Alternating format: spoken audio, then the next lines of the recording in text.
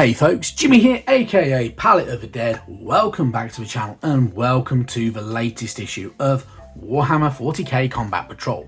Now, as per usual with any of these videos, if you like them, give it that thumbs up, drop us a comment down below, and of course, subscribe to the channel if you haven't already.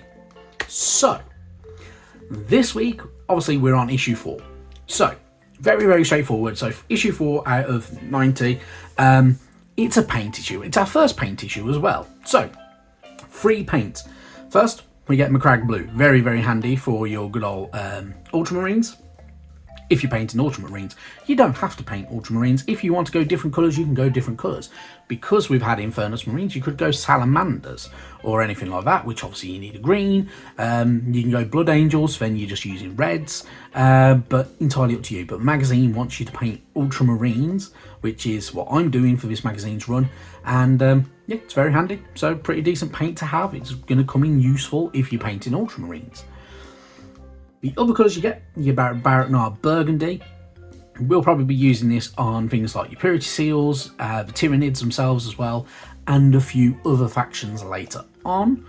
Also, a very handy paint. I don't use a massive amount of it, but yeah, it's always good to have a second pot of it because I have got a pot that's already open.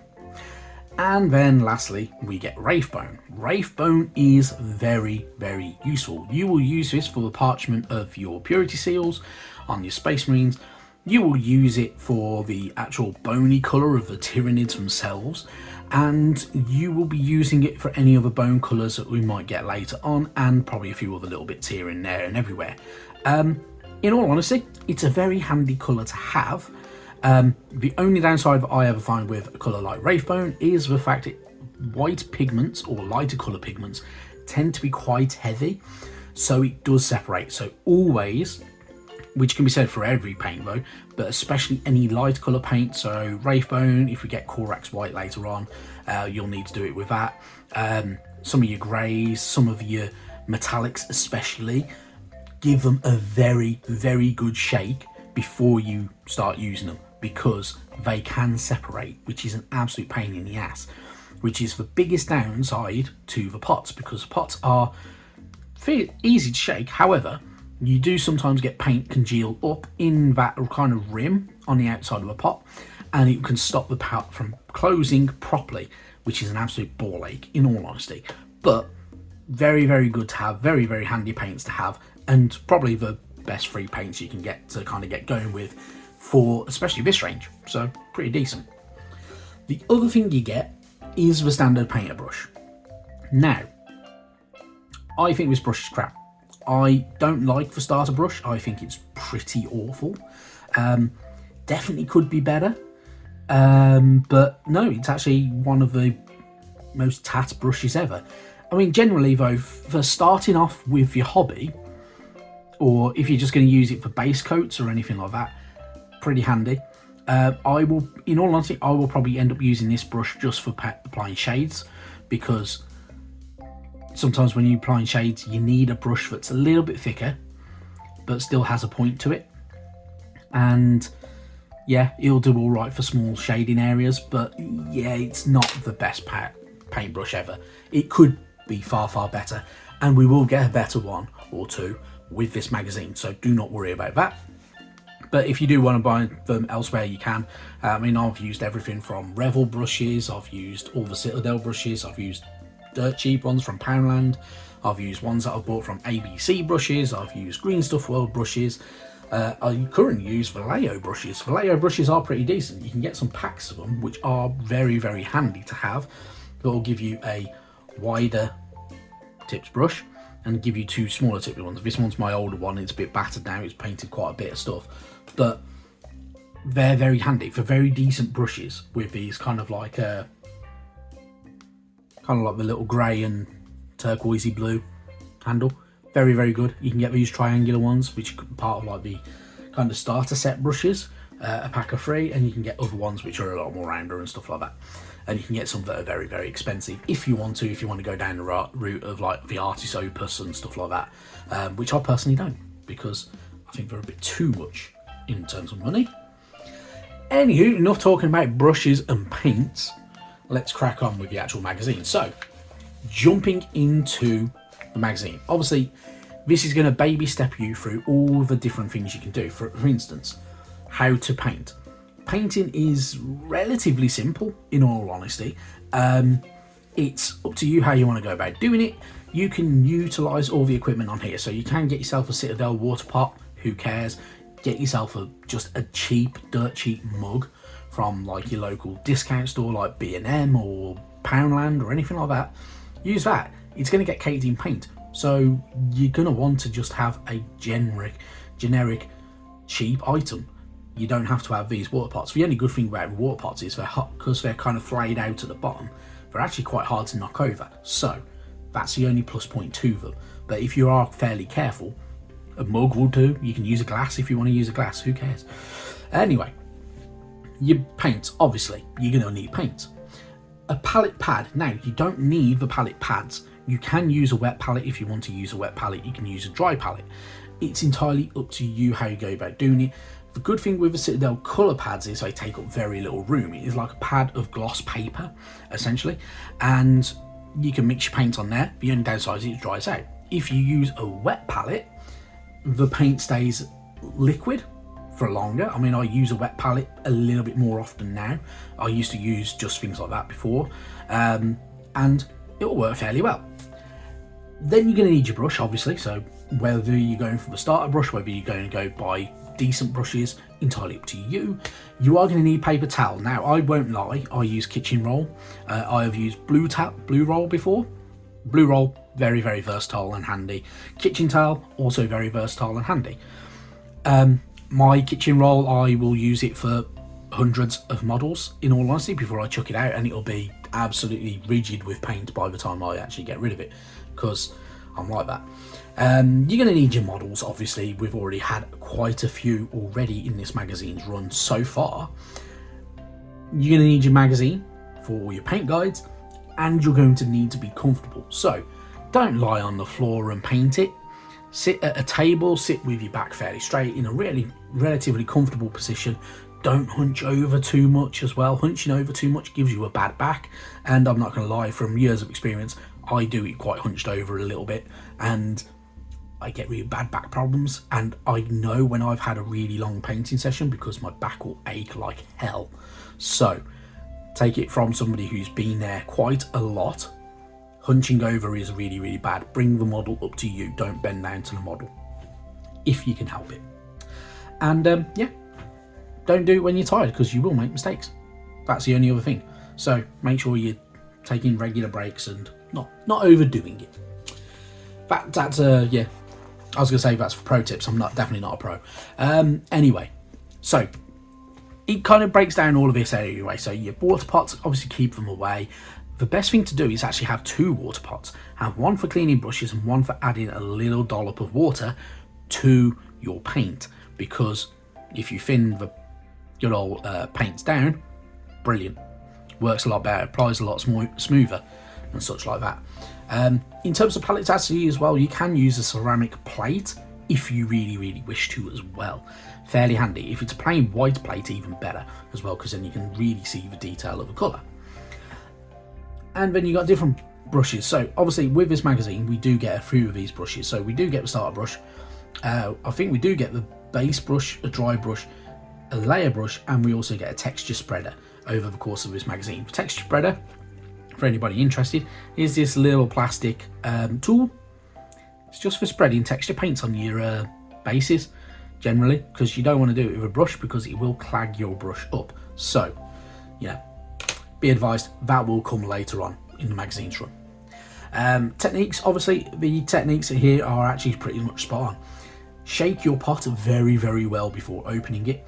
You will break the seal, so hold it firmly, peel it back gently, try not to spill it, and open it as carefully as possible. You will hear the pop, kind of like a cracking, which is the kind of like the serrated edge, which you can't even see, in all honesty, on these very well, unless you've got a really, really good eyesight, or you know, my camera decides to be really well behaved. You can kind of see it. It's kind of like a perforation around the edge of the top of the pot, and this will kind of go as you open it for the first time. And obviously be careful when you're opening it. You will get little bits of paint on the outer rim, which is the biggest downside to these pots of paint. They're really, really well known for being terrible for that type of thing, which can kind of hinder closing it. And if you can't close it properly, it does make it airtight. If it does make it airtight, you have a chance of the paint actually drying up in the pot, which you do not want. Anyway, so very, very easy, very, very straightforward, and obviously try not to knock it over. Going through your painting technique, if you are painting like that, if you rest your wrists on the desk, it does make things a lot firmer. If you rest like that, also very, very firm. Entirely up to you how you want to go about doing it, but try not to kind of stoop over your painting, because, as I say, you will end up with a bad back at the end of it. Clean your brushes often. Definitely a tip. If you kind of paint too often and you end up with too much paint in your brush, you are going to end up with some ruined brushes. I mean, I actually have a couple here which has been used on different projects, very old projects, and this actually is kind of caked in dust because I do not use that brush anymore, and I don't know why I've still got it. The other thing that's actually very, very handy is actually having painting handles. They don't mention it here, but if you have the opportunity to get yourself one of the Citadel colour painting handles, very, very easy. You can hold it like that and paint on there and put your model in there. Or if you want, you can always order the Wayland Games one, which has the added feature you can just twist and turn. You just hold it and away you go and paint whatever you want. And it comes with different sized heads, which is a little bit handier compared to the Citadel colour one, where you have different size ones for different size minis, really, which isn't the best. Anywho, change your water very, very regular. Keep clean water for washing your brushes. Keep clean water for adding that little dot of water to your paint stuff in your paints, and away you go. Happy days. Anyway, far too much talking about painting this issue. Painting, it tells you how to paint your Space Marines very, very easily, and how to kind of underlay your good old Tyranids. So using your good old MacLeod blue for the Ultramarines, using the Wraithbone for the good old Tyranids. Very, very straightforward, very, very easy. Yeah, you're not going to go wrong. If you're following the magazine, you're not going to go wrong with it. They do kind of hint to you to do heavier edge highlights, which we'll get to at a later point, but which I personally don't like, but it's your choice how you want to go about painting it. Moving on, finally, we have a new reading area, so all to do with Silver Templars, who are a returning chapter of the Space Marines for this magazine, and obviously they are going to be a big story point throughout this magazine's run at times, and kind of like what they did with the good old Iron Thanes in Stormbreakers via good old Forzax in the Avengers. Good old Stormbringer magazine gave us the Iron Thanes. It didn't really tell us how to paint the Iron Thanes, apart from using red, and that was near enough it. Silver Templars, in all honesty, you get some artwork for them, and they are a chapter, if I remember rightly, they kind of have existed and been mentioned before, so pretty decent, and yeah, good fun. So really cool stuff there. Then we move on, we get more information about our collecting section. This is all to do with Space Marine characters themselves. So for instance, your good old Captain in Terminator armor, you can give them their kind of role to give them a title, so whether they are indomitable, steel-minded, the Sword of the Stars or such like. Our Chaplain and our Librarian in Terminator armor as well are also here. So the Chaplain on bike, you can give them their title. You can give the title for the Librarian as well. We can also give battle names for our Tyranid characters, which we only get two, which are our good old Tyranid Prime, which we already have from issue 1, and what will be coming up at some point in the future is our good old Parasite of Mortex, which is pretty damn cool, and a mini I do really, really like actually. So really good stuff, and you can give them their battle names if you want to. You don't have to if you don't really, really wish to. Then we're moving on to our play section. So play section, as per usual, It's all to do with playing how you go through. So obviously you had your data cards last time round. We had data sheets as well. You can go through those, so you are going to want a few of them to kind of go through. It tells you how to kind of read your data sheets as well as utilize them for this mission, which is very straightforward and very handy. And yeah, not really much else to it, in all honesty. It's going to be very simple, very straightforward. Gives you everything to do with your attack sequences and such like. You are going to need this if you're learning to play the game. This gives you a very good idea of how to go through it, which is, you know, yeah, handy, very handy. And how to go through everything, and how to use things like your wounds, rolling for saving throws and such like that as well. So very handy. Make sure you read it, try to understand it. There are many tutorial videos of how to play Warhammer 40k online and on YouTube, so check those out if you need help. And yeah, away you go. Again, on the last page you get wound markers if you really want them. You don't have to use them if you do not wish. But lastly, obviously issue 5 next week, we get the Infernus Marine Sergeant, which is the exclusive mini to this magazine, so which always turns up in issue 5, so you don't get this with any other. So basically, if you want to use this Marine Sergeant really in any battle, what you will be doing is swapping out your current Sergeant from your Infernus Marines for this guy if you want to. You don't have to. You can just use him as a showpiece if you really wish to. Your choice though. But pretty cool, pretty decent sculpt. It's not bad. After that though, in issue 6, more Tyranids. We get 5 barb gaunts, which are kind of like living weapon platforms. So they have a parasite that's attached to them that fires out missiles and such like, and projectiles, which do a bit more damage and can kill and such like that as well. So they're quite interesting. I do kind of like the look of them. They're a little bit more unique and a little bit more funky. So yeah, why not, I suppose. And in all honesty, that is it for this week. Very straightforward issue. There's a lot more to do with painting and such like that, but we'll get through later on over the course of time. And yeah, happy days. So thank you very much for watching. I won't keep you any longer, and yeah, I'll see you sometime soon. Bye bye now.